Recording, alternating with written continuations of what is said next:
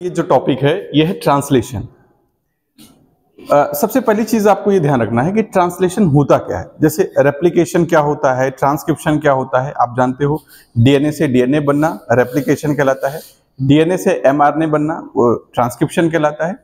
इस प्रकार से एमआरएनए में जो कोडान होते हैं, न्यूक्लियोटाइड के जो सीक्वेंसेस होते हैं, उनका अमीनो एसिड के सीक्वेंस में कन्वर्जन ही क्या कहलाता है, ट्रांसलेशन कहलाता है। तो ट्रांसलेशन की एक डेफिनेशन हम लोग लिखते हैं और उस डेफिनेशन में ये बातें निकल के आ जाएंगी कि किस प्रकार से एमआरएनए बेस्ड सीक्वेंस को अमीनो एसिड बेस्ड सीक्वेंस में कन्वर्ट किया जाता है, जिसको हम लोग ट्रांसलेशन के तौर पे जानते हैं।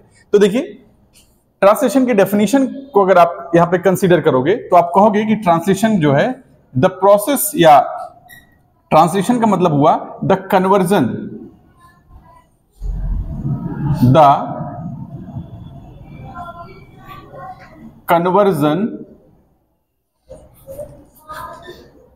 of masses, the conversion of masses carried by mRNA base sequence, mRNA base sequence. Bracket में आप इसको बोलोगे स्ट्रिंग ऑफ कोडान, ब्रैकेट में आप कहोगे string of codon, the conversion of message carried by mRNA base sequence into amino acid sequence, into amino acid sequence in a polypeptide,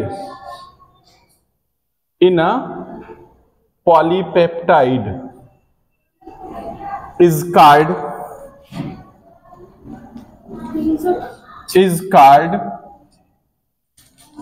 translation,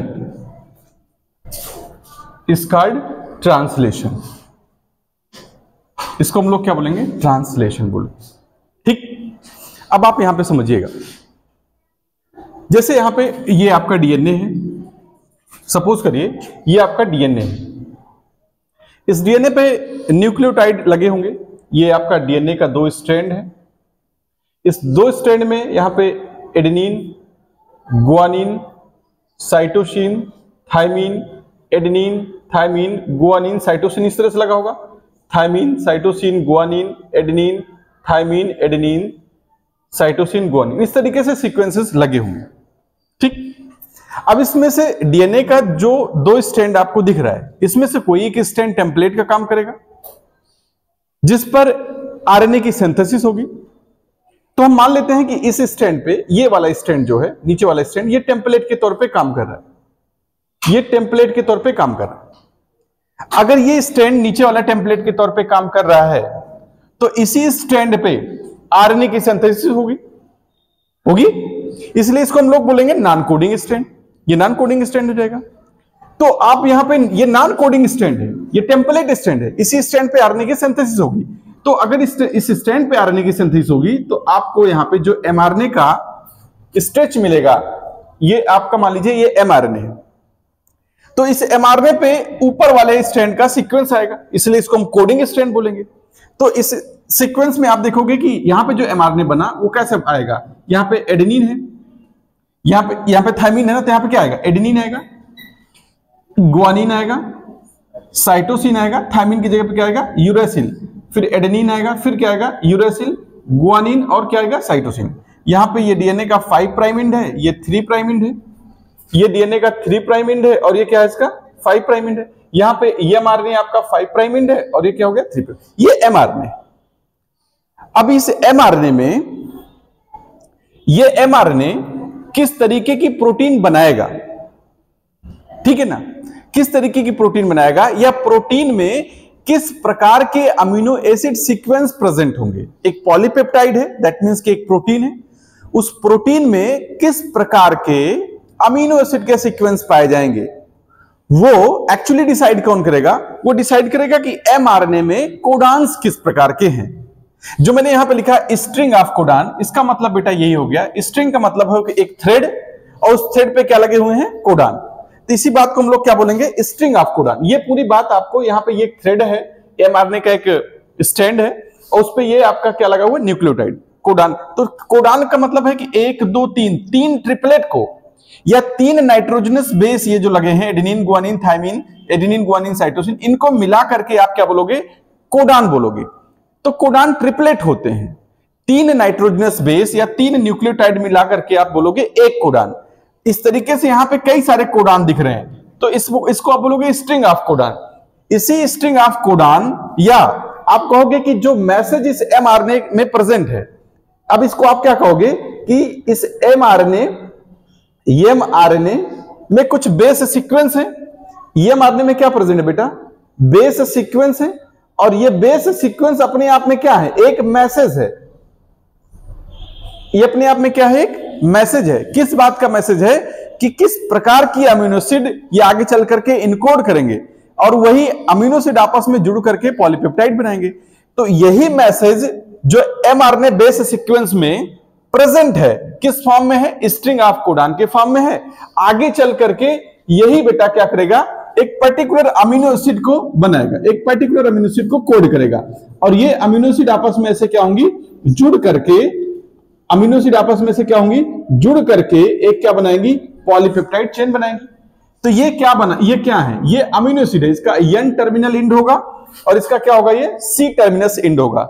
ये इसका N end होगा अमीनो टर्मिनल, और ये carboxylic terminal होगा।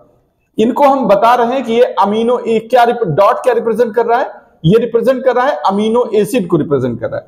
और 2 अमीनो एसिड के बीच में जो बॉन्ड दिख रहा है, ये किसको रिप्रेजेंट कर रहा है, ये रिप्रेजेंट कर रहा है बेटा पेप्टाइड बॉन्ड को। किसको रिप्रेजेंट कर रहा है, पेप्टाइड बॉन्ड को। अब यही प्रोसेस, इसी बात को हम लोग क्या बोलेंगे, ट्रांसलेशन। इसी बात को हम लोग क्या बोलेंगे, ये आपका हो गया ट्रांसलेशन हो गया। क्या कहलाएगा ये, ट्रांसलेशन। यहां पे डीएनए से क्या बना है, आरएनए बना है, इस बात को हम लोग क्या कहेंगे, ये आपका कहलाएगा ट्रांसक्रिप्शन। क्या कहलाएगा, ट्रांसक्रिप्शन। ट्रांसक्रिप्शन में डीएनए के 2 स्ट्रैंड हैं, 2 स्ट्रैंड में से कोई भी एक स्ट्रैंड टेम्पलेट के तौर पे काम करेगा। जो स्ट्रैंड टेम्पलेट के तौर पे काम करेगा, उस स्ट्रैंड पे ही आरएनए की सिंथेसिस होगी। जैसे यहां पे आप देख रहे हो कि एक 5 प्राइम टू 3 प्राइम ऊपर वाला स्ट्रैंड है, एक 3 प्राइम टू 5 प्राइम नीचे वाला स्ट्रैंड है। अगर नीचे वाले स्ट्रैंड को हमने टेम्पलेट माना, तो इसी पे आरएनए की सिंथेसिस होगी, और इसका जो कॉम्प्लीमेंट्री पार्ट है वो ऊपर वाले स्ट्रैंड में प्रेजेंट है, वही कॉपी हो जाएगा किसमें, एमआरएनए में। इसलिए इस वाले डीएनए के पार्ट को हम लोग कोडिंग स्ट्रैंड भी कहते हैं, क्योंकि इसी का हूबहू सीक्वेंस आकर के एमआरएनए में प्रेजेंट हो जाता है। ठीक है, तो अब यहां पे देखिए, जिस प्रकार की प्रोटीन बनानी है आपकी बॉडी में, उस बात की इंफॉर्मेशन कहां प्रेजेंट है, डीएनए में। डीएनए के जो छोटे छोटे सेगमेंट हैं उनको हम जीन कहते हैं। तो डीएनए के छोटे छोटे जो सेगमेंट हैं जिनको हम जीन कहते हैं, उनके पास इस बात की इंफॉर्मेशन होती है कि किस प्रकार की प्रोटीन बनानी है। तो यहां पे ये हम मान लेते हैं, ये इतनी दूर का एक रीजन है, ये एक जीन का काम कर रहा है, ये एक जीन का काम कर रहा है। तो इनके पास किस प्रकार की प्रोटीन बनेगी, इस बात की इंफॉर्मेशन है। बात आप समझ रहे कि नहीं? और यही इंफॉर्मेशन ये कॉपी कर देंगे, यही इंफॉर्मेशन क्या करेंगे, कॉपी करेंगे। किसमें कॉपी कर देंगे, कॉपी कर देंगे किस प्रोसेस से, ट्रांसक्रिप्शन की प्रोसेस से। किसमें कॉपी करेंगे, एमआरएनए में। ये डीएनए डायरेक्टली प्रोटीन नहीं बना रहा है, बल्कि अपनी उस सूचना को ट्रांसफर कर रहा है किसमें, एमआरएनए में, मैसेंजर आरएनए में ट्रांसफर कर रहा है। और मैसेंजर आरएनए में वो सूचना किस फॉर्म में है, वो सूचना बेस सीक्वेंस के फॉर्म में है, कोडान के फॉर्म में है। और वही कोडान जो है बाद में कोड के फॉर्म में, वही बाद में जाके डी कोड हो जाएगा। समझे कि नहीं? ये जो लिखा हुआ है कि जो मैसेज एमआरएनए में प्रेजेंट है, carried bye mRNA base sequence, वही किसमें चेंज हो जाता है, कन्वर्ट हो जाता है किसमें, अमीनो एसिड सीक्वेंस में, किसी पॉलीपेप्टाइड में। उसी को हम लोग क्या कहते हैं, ट्रांसलेशन कहते हैं। क्लियर हुआ ये? अभी ट्रांसलेशन क्लियर हो गया ना आपका कि ट्रांसलेशन क्या होता है। अब इसके बाद देखिए, कुछ रिक्वायरमेंट्स होती हैं ट्रांसलेशन की। what are the basic requirements during the process of translation? आपको एक इंपॉर्टेंट चीज तो यही ध्यान रखना है कि ट्रांसलेशन के दौरान पहले तो आरएनए की ही जरूरत है, और वो आरएनए की जो टाइप्स हैं, एमआरएनए, टीआरएनए और आरआरएनए है। तो देखिए यहां पे रिक्वायरमेंट्स के बारे में अगर मैं बात करूं, तो ट्रांसलेशन रिक्वायर्स, देखिए ट्रांसलेशन को क्या क्या चाहिए, ट्रांसलेशन प्रोसेस होने के लिए क्या क्या चाहिए। तो इट इट रिक्वायर्स, पहली रिक्वायरमेंट इसकी है एमआरएनए। पहली रिक्वायरमेंट क्या है? एमआरएनए। एमआरएनए क्या है? It carries genetic message.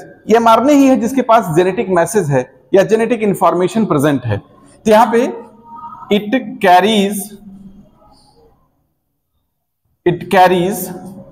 Genetic message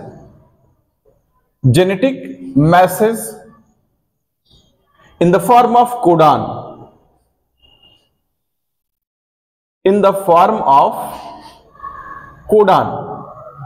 codon के फॉर्म में जो जेनेटिक मैसेज है वो किसके पास प्रेजेंट होता है?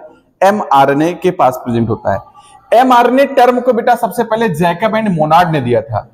The term mRNA was first introduced by या given by Jacob and Monod. तो इस टर्म को first given by Jacob and Monod.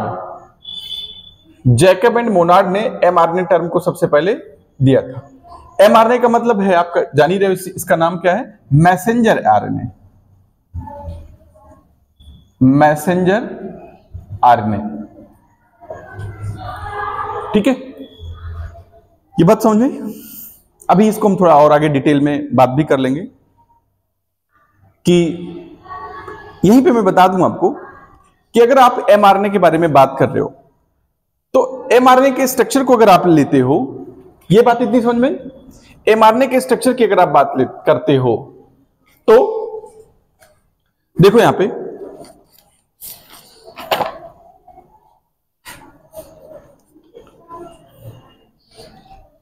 MRNA prokaryote में अगर आप बात करते हो, प्रोकैरियोट, तो प्रोकैरियोट का एमआरएनए मैंने कल आपको बताया था, या ध्यान करिए, प्रोकैरियोट का जो एमआरएनए होता है कैसा होता है? पॉलीसिस्टोनिक होता है और शॉर्ट लाइफ स्पैन होता है। अगर प्रोकैरियोट के एमआरएनए के बारे में बात करते हैं, प्रोकैरियोट के एमआरएनए के बारे में बात करते बेटा, तो एक बात आपको निकल के आती है कि प्रोकैरियोट का जो एमआरएनए है वो कैसा होता है? पॉलीसिस्टोनिक होता है। कैसा होता है? पॉलीसिस्टोनिक होता है और शॉर्ट लाइफ स्पैन होता है इसका। कैसा होता है? Short life span. और मैंने बताया था आपको कि लगभग मिनट। पॉलीसिस्टोनिक का मतलब क्या होता है? सबसे इंपॉर्टेंट चीज कल मैंने बताया था, थोड़ा सा आप फिर से समझ लीजिएगा। पॉलीसिस्टोनिक का मतलब है कि mRNA which represent more than one cistron. पॉलीसिस्टोनिक का मतलब क्या हुआ बेटा कि यहां पे ध्यान रखना, पॉलीसिस्टोनिक का मतलब हुआ कि एमआरएनए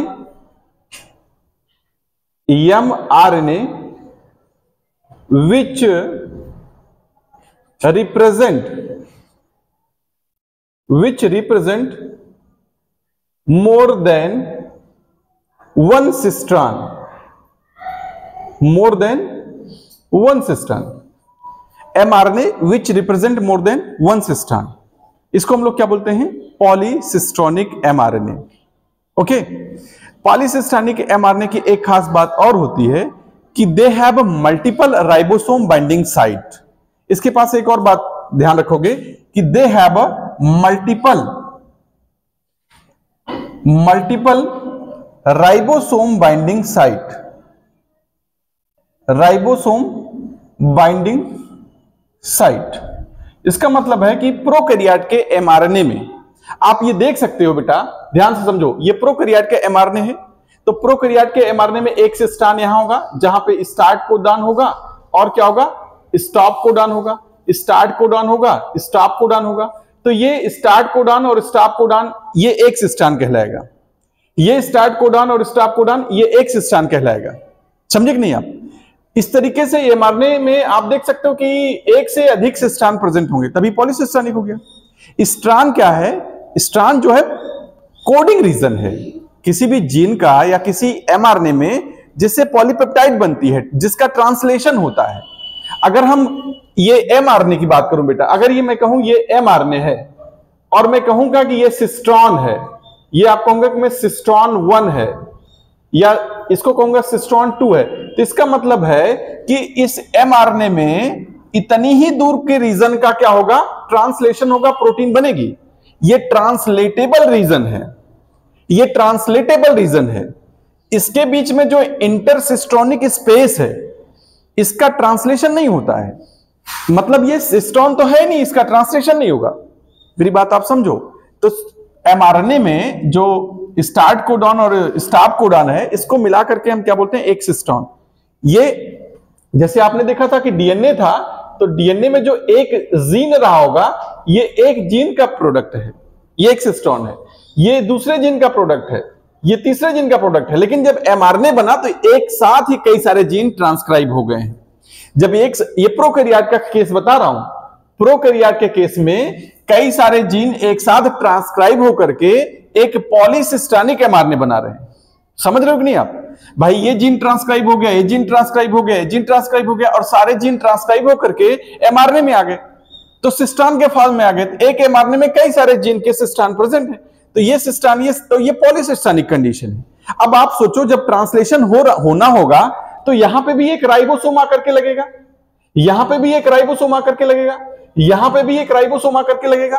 तो जितना सिस्टोन होगा उतने क्या होंगे, राइबोसोम होंगे। तो आप यहां पे कहोगे कि पॉलीसिस्टानिक mRNA में एक राइबोसोम बाइंडिंग साइट है कि multiple ribosome binding site? Multiple ribosome binding site है, मल्टीपल। इसी वजह से आप प्रोकैरियोट के केस में पॉलीराइबोसोम की घटना देखते हो। क्या देखते हो? पॉलीराइबोसोम। क्योंकि प्रोकैरियोट में आप देखते हो कि एक mRNA पे कई सारे राइबोसोम बाइंड रहते हैं, इसीलिए आप बोलते हो कि यहां पे पॉलीराइबोसोम की घटना आप देखते हो, पॉलीराइबोसोम की घटना। ये बात तो आपको क्लियर हो गई होगी। तो पॉलीराइबोसोम किस में देख रहे हो आप? प्रोकैरियोट में, जहां पे पॉलीसिस्टानिक mRNA है। पॉलीसिस्टानिक mRNA है तो एक सिस्टोन पे राइबोसोम बाइंड कर रहा है, दूसरे सिस्टोन पे दूसरा राइबोसोम, तीसरे सिस्टोन पे तीसरा। इस तरीके से जो स्ट्रेच है mRNA का, जिसमें कई सारे सिस्टोन प्रेजेंट हैं, अलग अलग सिस्टोन पे अलग अलग तरीके के राइबोसोम, इस तरीके से मल्टीपल राइबोसोम देखोगे। और मल्टीपल राइबोसोम को ही आप क्या कह रहे हो कि पॉलीराइबोसोम की घटना देख रहे हो। मेरी बात आप समझ गए? ये पॉलीसिस्टोनिक की बात है। अब कंफ्यूजन नहीं होगा ना, पॉलीसिस्टोनिक और पॉलीसिस्टोनिक में जो जो चीजें हैं वो क्लियर हो गया। अब आप देखोगे कि अगर यूकैरियोट के mRNA की आप बात करो, तो बेटा यूकैरियोट के mRNA की खासियत ये होगी कि वो मोनोसिस्टोनिक होता है। ये मैं इरेज करूं इसको, क्लियर हो गया? यूकैरियोट में क्या आप देखोगे बेटा, यूकैरियोट का mRNA जो है वो कैसा होता है, मोनोसिस्टोनिक होता है। देखिए आप यहां पे ये mRNA किसके बारे में बात करने जा रहे हो, यूकैरियोट के बारे में बात कर। यूकैरियोट का जो mRNA है वो कैसा होता है, मोनोसिस्टोनिक होता है। कैसा होता है, मोनोसिस्टोनिक होता है। क्लियर है कि नहीं? ओके, मोनोसिस्टोनिक है। मोनोसिस्टोनिक के साथ साथ यहां पे जो ये mRNA होता है प्रोकैरियोट के कंपैरिजन में, उसकी जो लाइफ स्पैन है थोड़ा सा क्या होती है, ज्यादा, तो लॉन्गर लाइफ स्पैन है। यूकैरियोट का जो mRNA है, लॉन्गर लाइफ स्पैन। ठीक। दूसरी चीज है यहां पे कि they have a single ribosome binding site. Single ribosome binding, single ribosome binding site. ठीक, यहां पे पॉलीराइबोसोम की घटना नहीं दिखेगी, आप कंडीशन नहीं दिखेगी।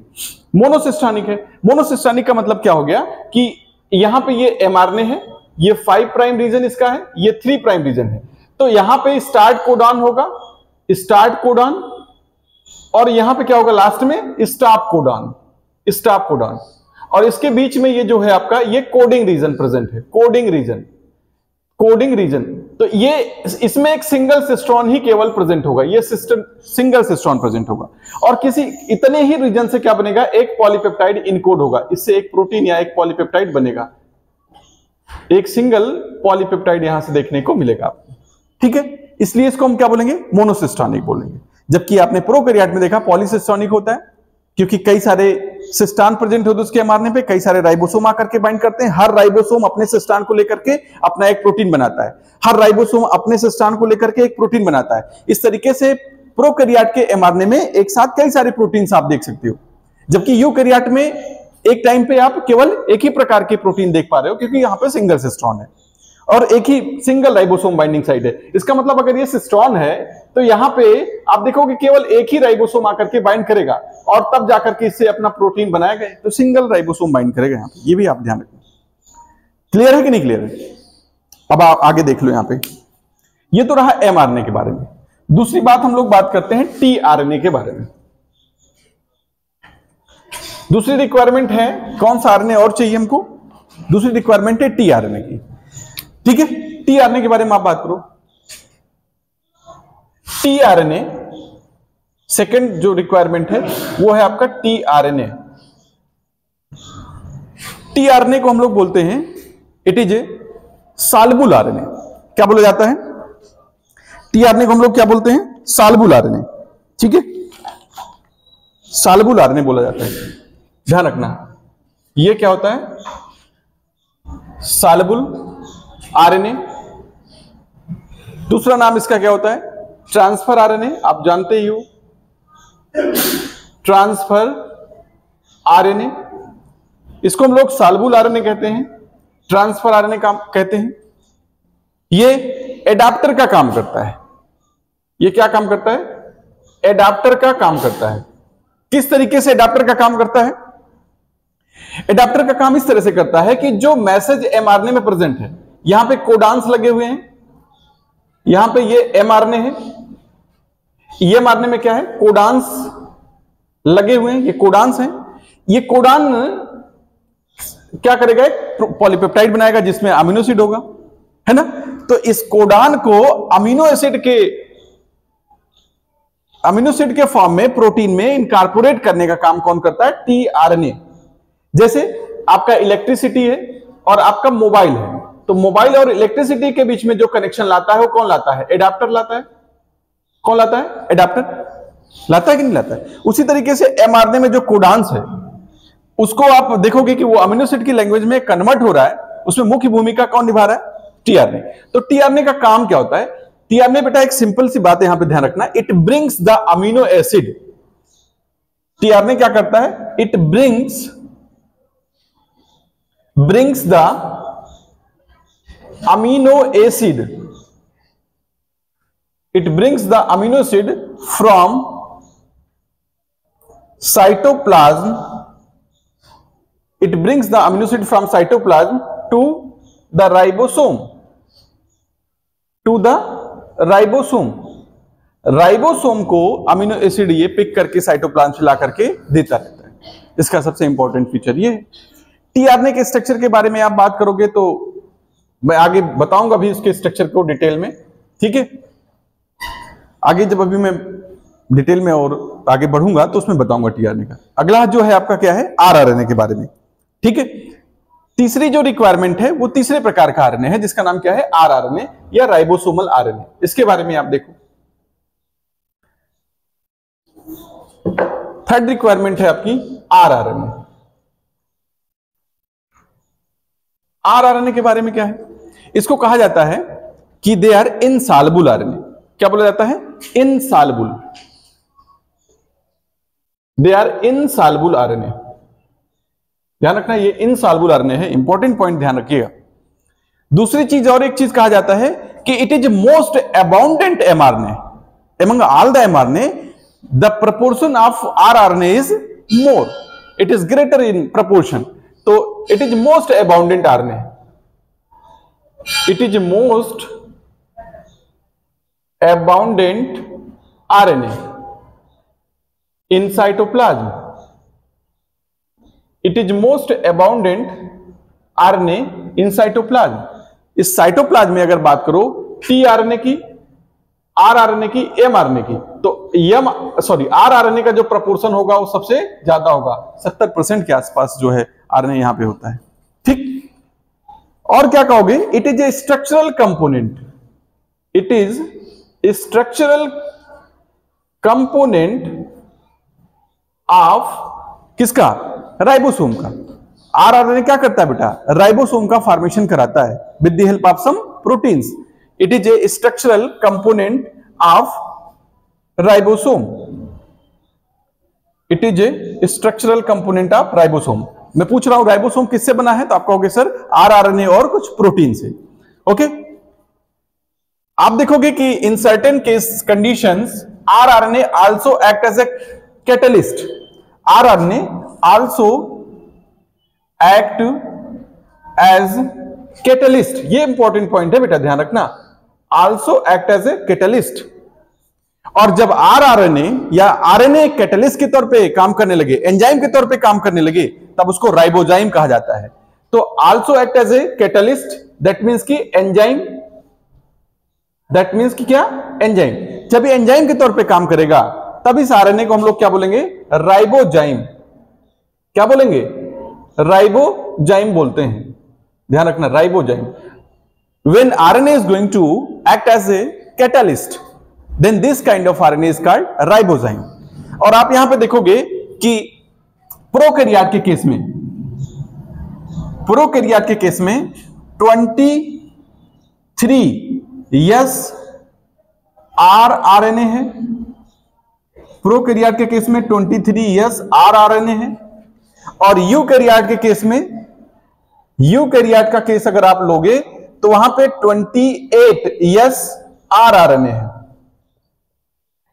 ये दो rRNA जो हैं, ये इनके पास पेप्टाइडिल ट्रांसफरेज एक्टिविटी होती है। इनके पास क्या होती है बेटा, प्रोकैरियोट में 23S rRNA है जिसके पास पेप्टाइडिल ट्रांसफरेज एक्टिविटी होती है, और यूकैरियोट में 28S rRNA है जिसके पास भी पेप्टाइडिल ट्रांसफरेज एक्टिविटी होती है। ये एक्टिविटी क्या है मैं अभी ट्रांसलेशन में आगे बताऊंगा। तो यहां पे आप बताइएगा कि having peptidal transferase activity, और किसमें, प्रोकैरियोट के केस में। और यहां पे भी क्या है, peptidyl transferase activity in eukaryote. ठीक है, यूकैरियोट में peptidyl transferase activity 28S rRNA के पास होती है, समझे कि नहीं। अब देखिए थोड़ा सा यहां पे rRNA के बारे में अगर मैं बात कर रहा हूं, इरेज करूं, देखिए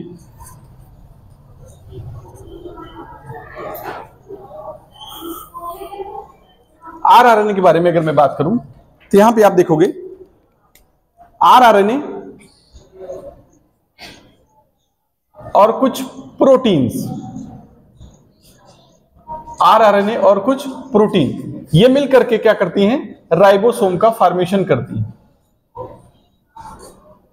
किसका, राइबोसोम का फॉर्मेशन करती हैं। rRNA और कुछ प्रोटीन मिलकर के राइबोसोम का फॉर्मेशन करती हैं।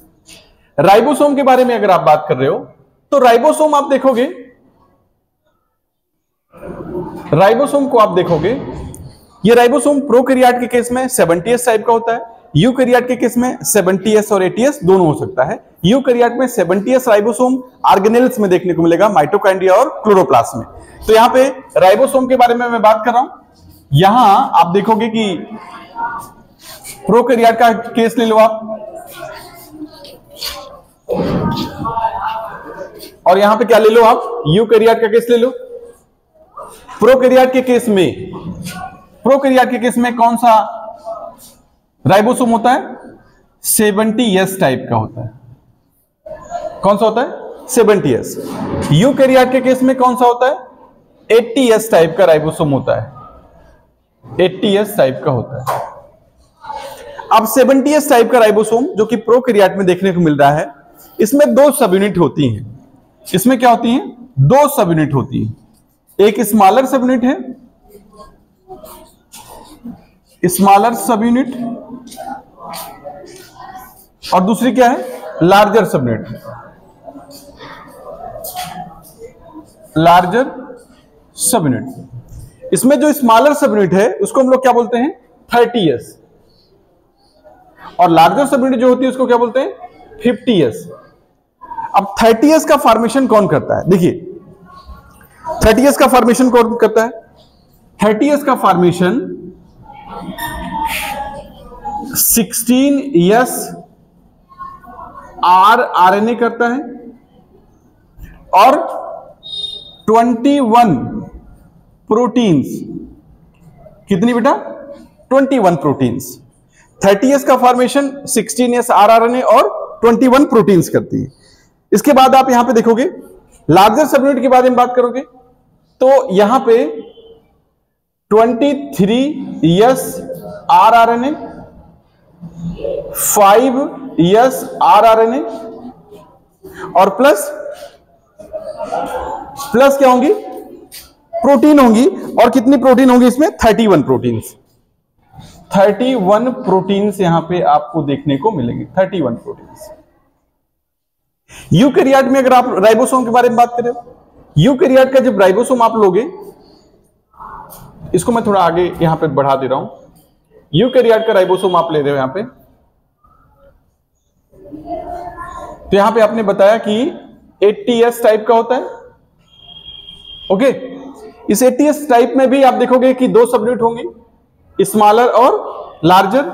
स्मॉलर सबयूनिट जो है उसको हम यहां पे क्या कहेंगे, 40s, लार्जर को क्या बोलेंगे, 60s। अब यहां पे जो 40s है इसका फॉर्मेशन कौन करता है, तो 40s का फॉर्मेशन बेटा यहां पे 18s rRNA करता है। कौन करता है, 18s rRNA और 33 प्रोटीन्स, कितनी प्रोटीन, 33 प्रोटीन्स करती हैं। यहां पे मैं बात करूं 80s के लार्जर सबयूनिट की, तो इसमें आप देख रहे हो 60s है। इस 60s में आप देखोगे कि 28s rRNA, 5.8s rRNA और 5s rRNA, ये तो rRNA है, और +46 प्रोटीन्स पाई जाती हैं। 40 प्रकार की प्रोटीन्स यहां पे होती हैं। तो अब ध्यान रखना कि ये राइबोसोम जो है, ये राइबोसोम किससे बना हुआ है, आरएनए, किस प्रकार के आरएनए, rRNA से, और किससे, प्रोटीन से। तो राइबोसोम को आप कह सकते हो कि ये राइबो न्यूक्लियो प्रोटीन के तौर पे आप इसको कंसीडर कर सकते हो, राइबो न्यूक्लियो प्रोटीन के तौर पे कर सकते हो कि नहीं कर सकते हो, ऑब्वियसली आप कर सकते हो, क्योंकि इसमें rRNA है और क्या है, प्रोटीन है। ठीक है, ये बात समझ में। इसके बाद आप देखिए, इसके बाद आप देखिए क्या होगा। अगर आप यहां पे इरेज कर दो इसको, लाइट बंद कर दो, देखो बेटा इरेज, आगे देखो, इसमें इरेज कर दिया हूं, नोट कर लिए होंगे, मैं मान ले रहा हूं कि आप नोट कर लिए होंगे।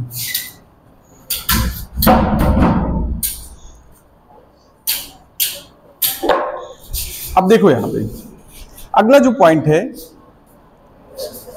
ध्यान क्या रखना है आपको, राइबोसोम के स्ट्रक्चर के बारे में थोड़ा सा, आप राइबोसोम के स्ट्रक्चर के बारे में ध्यान करो।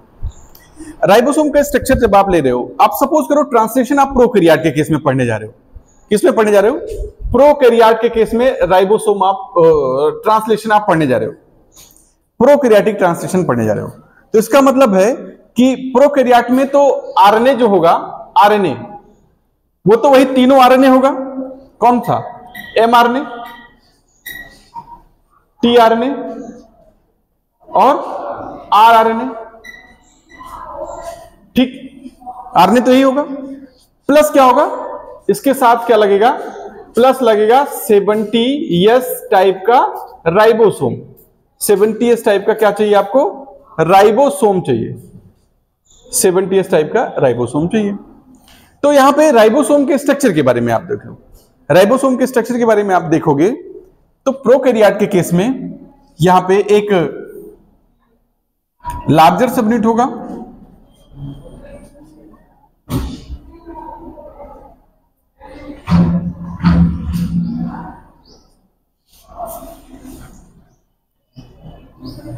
ये राइबोसोम है। इस राइबोसोम पे आप देखोगे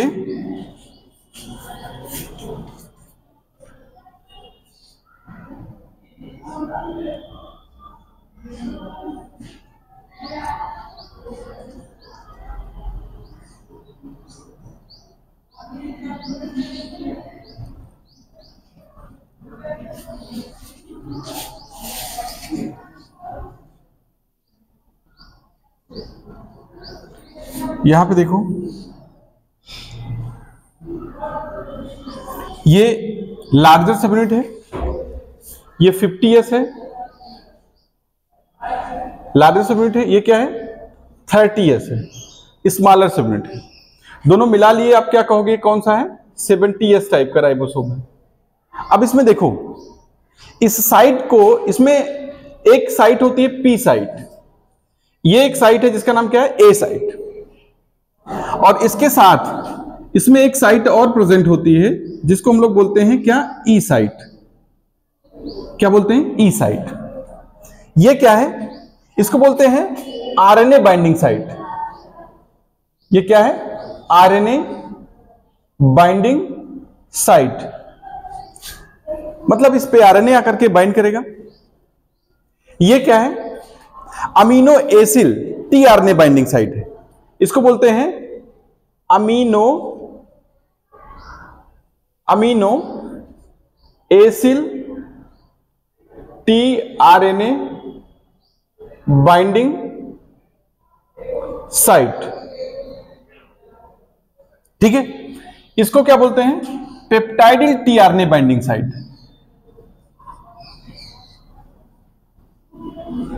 पेप्टाइडिल टीआरएनए बाइंडिंग साइट। ठीक है, बीच में यहां पे पेप्टाइडिल ट्रांसफरेज सेंटर है। ये अभी मैं आगे बात करूंगा, ये क्या है, पेप्टाइडिल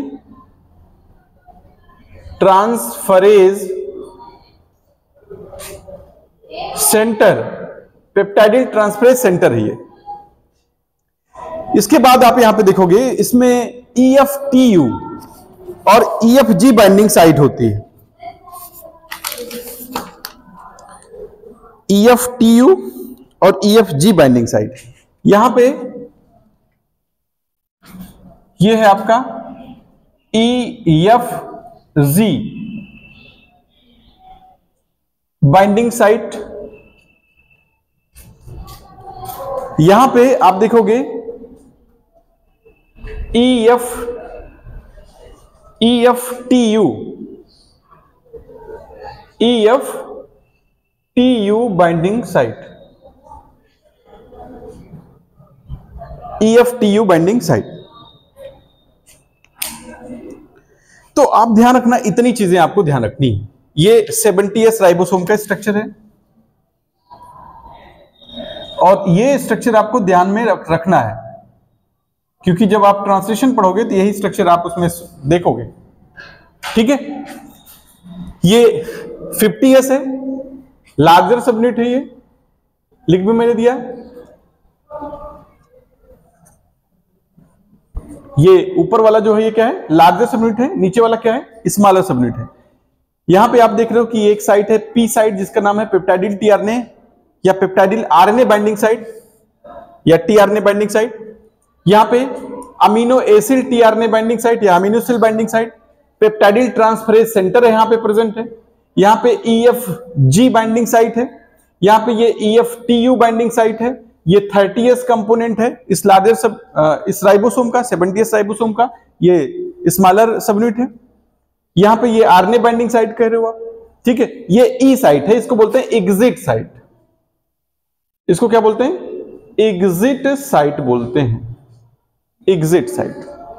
ये राइबोसोम का स्ट्रक्चर प्रॉपर्ली दिमाग में बैठा लो, बार बार इसकी जरूरत पड़ेगी। ठीक है, कौन कौन सी साइट हो गई, पी साइट जिसको बोलते हो क्या, peptidyl RNA binding site, A site aminoacyl RNA binding site, फिर बीच में दोनों के क्या है, पेप्टाइडिल ट्रांसफरेज सेंटर है। सबसे लास्ट में देख रहे हो यहां पे क्या है, ई साइट जिसको एग्जिट साइट बोल रहे हो। आरएनए बाइंडिंग साइट कहां है, 30s या स्मॉलर सब यूनिट के पास प्रेजेंट है। उसके बाद आप देख रहे हो कि इसमें EFTU बाइंडिंग साइट है, EFG बाइंडिंग साइट है। इतनी बात समझ में। ये राइबोसोम का 70s का स्ट्रक्चर है, ट्रांसलेशन के दौरान आप इसको देख रहे हो। अब आप देखो, अब इसके बाद आप देखो,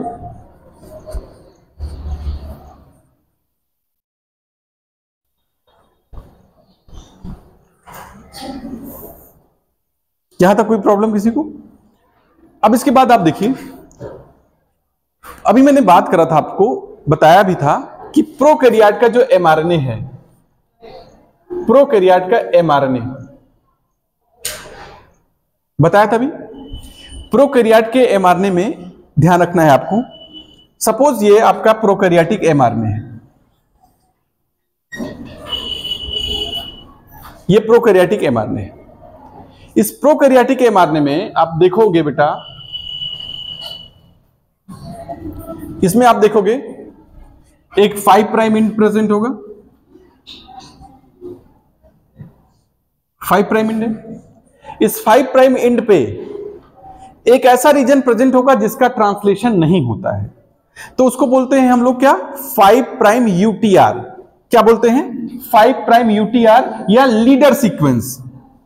क्या बोलते हैं, लीडर सीक्वेंस। ये लीडर सीक्वेंस है, इसको बोलते हैं 5 प्राइम यूटीआर। इसको हम बोलते हैं, ये 5 प्राइम पे वो रीजन है जिसका ट्रांसलेशन नहीं होता है, ये अनट्रांसलेटेड रीजन होते हैं, इसको लीडर सीक्वेंस भी हम बोलते हैं यहां पे। इसके बाद यहां पे क्या होगा, इसके बाद यहां पे प्रोकैरियोट के एमआरएनए के बारे में आप बात करो, यहां पे स्टार्ट कोडॉन होगा इस तरीके से,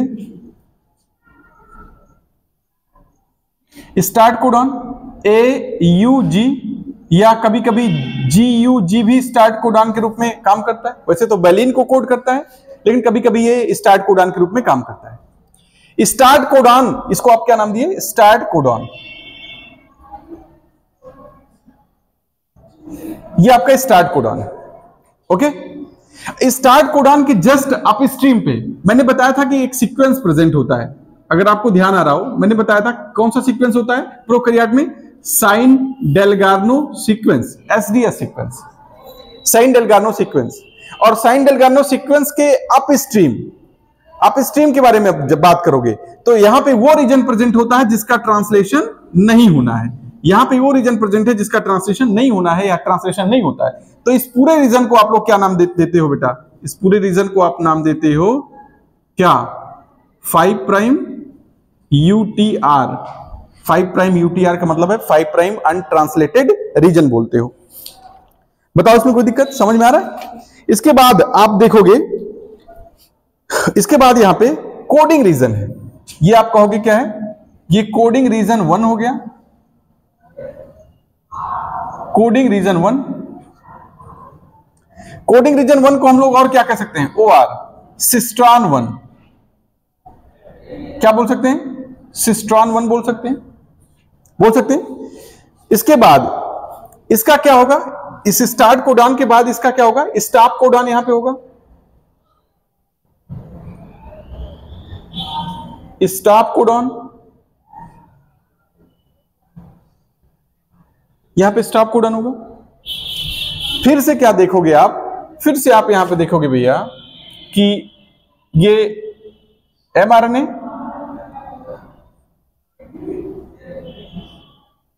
यहां पे फिर से स्टार्ट कोडॉन, स्टार्ट कोडॉन, और फिर यहां पे क्या देखोगे आप, स्टॉप कोडॉन।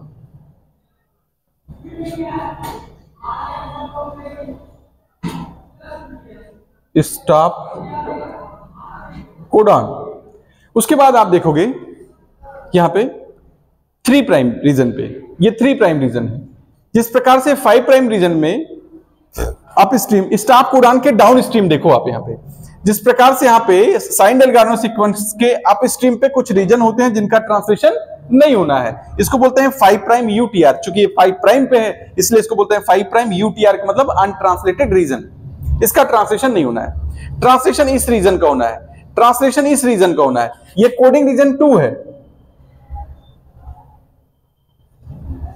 ये कोडिंग रीजन 2 है, या इसको हम लोग और क्या कह सकते हैं, सिस्ट्रॉन 2 कह सकते हैं। कोडिंग रीजन 2 या क्या कह सकते हैं, सिस्ट्रॉन 2। अब यहां पे देखो, इसको बोलते हैं ओपन रीडिंग फ्रेम। इस वाले पूरे रीजन को हम लोग बोलते हैं एक ओपन रीडिंग फ्रेम है, ये ORF1, ओपन रीडिंग फ्रेम 1। यहां से जहां से स्टार्ट कोडॉन और स्टॉप कोडॉन के बीच में फिर से यहां पे इसको बोलेंगे ORF2। और 2 सिस्टॉन के बीच में जो स्पेस है ये, इसको हम बोलेंगे क्या बोलेंगे? इंटरसिस्ट्रॉनिक स्पेस, इंटरसिस्ट्रॉनिक स्पेस।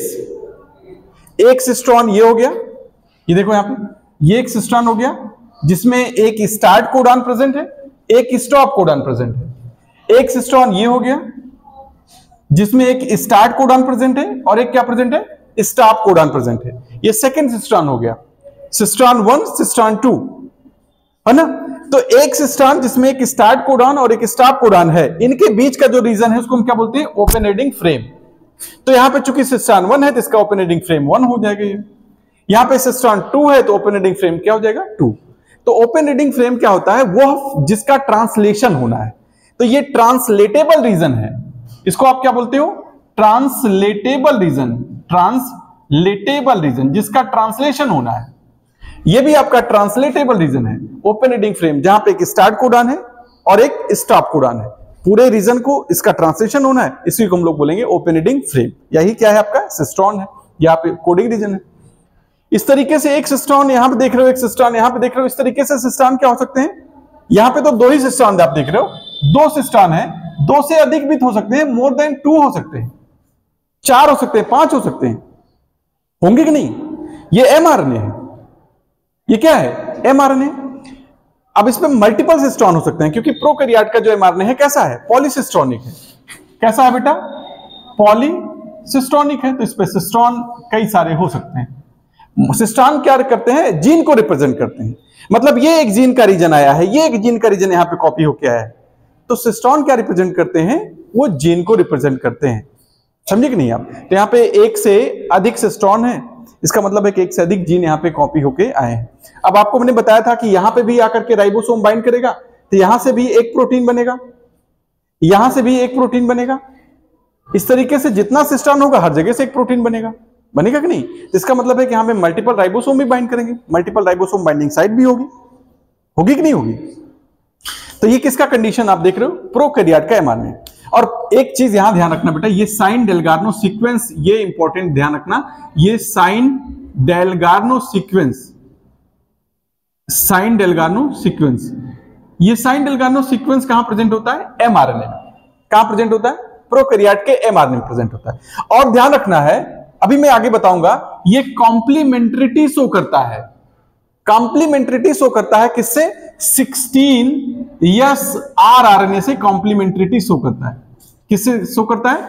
16s rRNA से। अब इसका मतलब क्या होगा? अभी आप देखोगे, ध्यान करो कि ये लार्जर सब यूनिट है राइबोसोम का, ये स्मॉलर सब यूनिट है राइबोसोम का, ये राइबोसोम का स्मॉलर सब यूनिट है, लार्जर को थोड़ा लार्ज ही बनाओ, छोटा लग रहा था, ये लार्जर सब यूनिट है, ये स्मॉलर सब यूनिट है। स्मॉलर सब यूनिट में कौन होगा? 16s rRNA होगा। यहां पे 16s rRNA है, ये 16s rRNA है। इस 16s rRNA के साथ कॉम्प्लीमेंट्रिटी कौन शो करेगा? आपका ये mRNA, ये mRNA है, और ये क्या है आपका? 16s rRNA है। जो सीक्वेंस 16s rRNA में प्रेजेंट होगा उसी का कॉम्प्लीमेंट्री किस में प्रेजेंट होगा? mRNA में। जिसका ट्रांसलेशन होना है वो आकर के इसके साथ बाइंड कर जाएगा, फिट हो जाएगा, राइबोसोम के अंदर क्या हो जाएगा? वो प्रॉपर्ली फिट हो जाएगा। अब इसी का क्या होगा? इसमें जो कोडान होंगे उसी के हिसाब से टीआरएनए अमीनो एसिड को लेकर के आएगा राइबोसोम के पास, और उसको एक एक करके जोड़ता चला जाएगा, और फिर क्या बना देगा? पॉलीपेप्टाइड और प्रोटीन बनाएगा। समझ रहे हो कि नहीं आप? समझ रहे हो? तो ये कंडीशन यहां पे आप देखोगे तो 16s rRNA कॉम्प्लीमेंट्रिटी प्रोकैरियोट के एमआरएनए में किस रीजन से शो करता है? साइन डेल्गार्नो सीक्वेंस है। ये Shine Dalgarno sequence it shows the complementarity to the 16s rRNA of the 30s subunit of the 70s ribosome. Okay, clear हुआ? हो गया ना क्लियर? अब इसके बाद हम लोग प्रोकैरियोट के बाद यूकैरियोट के एमआरएनए के बारे में